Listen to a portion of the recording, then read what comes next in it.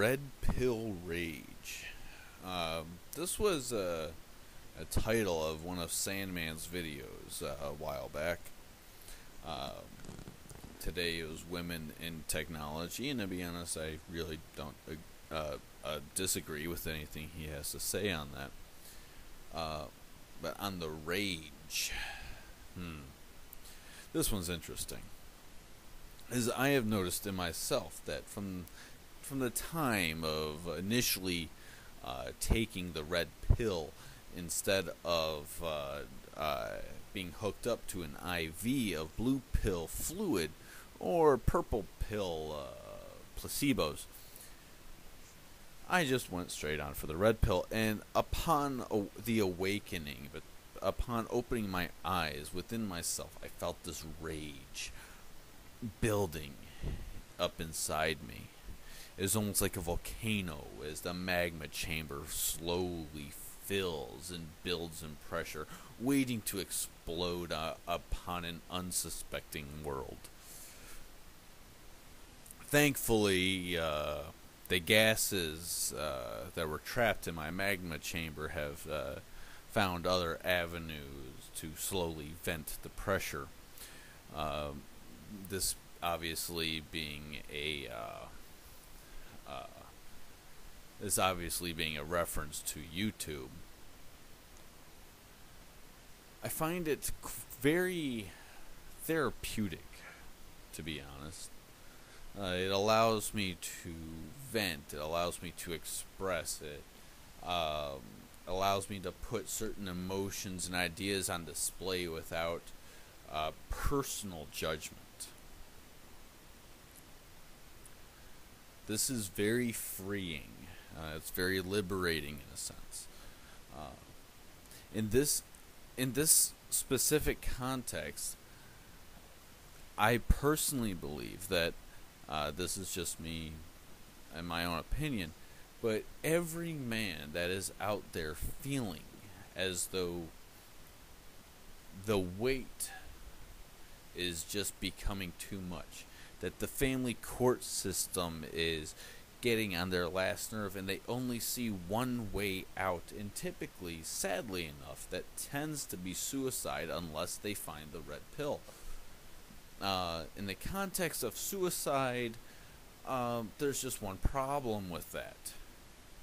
Your ex still wins.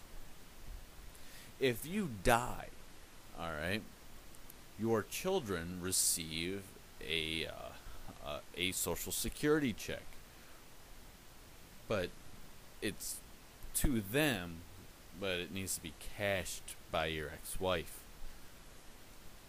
Even if you off yourself, you are still paying your ex-wife. She is still benefiting from your existence and subsequent death. So don't kill yourself. Keep that money away from the gold digging twat.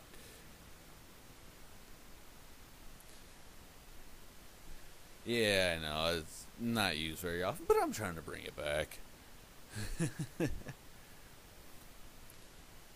Keep the money away from this raving twat and deny her the satisfaction of being able to benefit not only from your life but also from your death. Remove that from her. Don't allow her to gain any advantage, money, or assets as a result of your untimely demise. I would recommend making a number of videos yourself. We need you. As a community, we need you. You are not an audience. You are not customers. What you are you are part of this community. You are part of this awakening. And the only way we can drive this nail home is if we make all of our voices heard. I call upon you. I call upon every man who has held his tongue, who has held his pride in the interest of protecting a female's emotional state.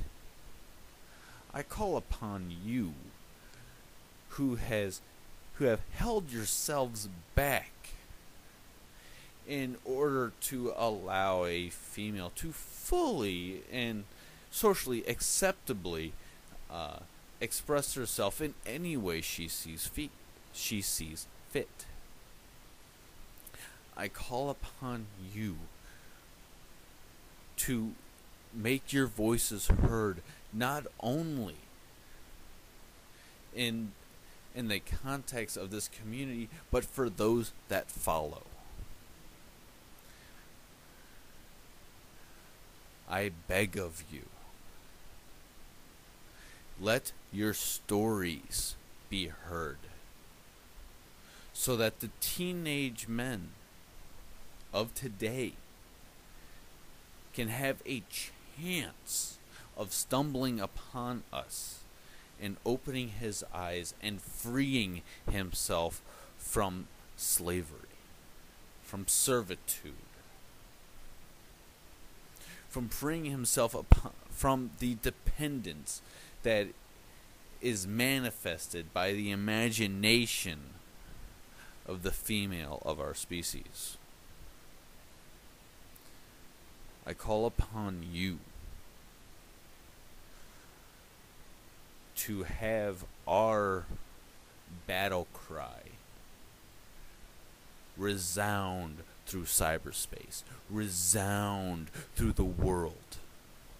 If it's one thing I've learned in this journey, it doesn't matter if you are Christian, Jewish, Muslim, Hindu, Buddhist, Shinto, Druidic, Norse, it does not matter. The only thing that matters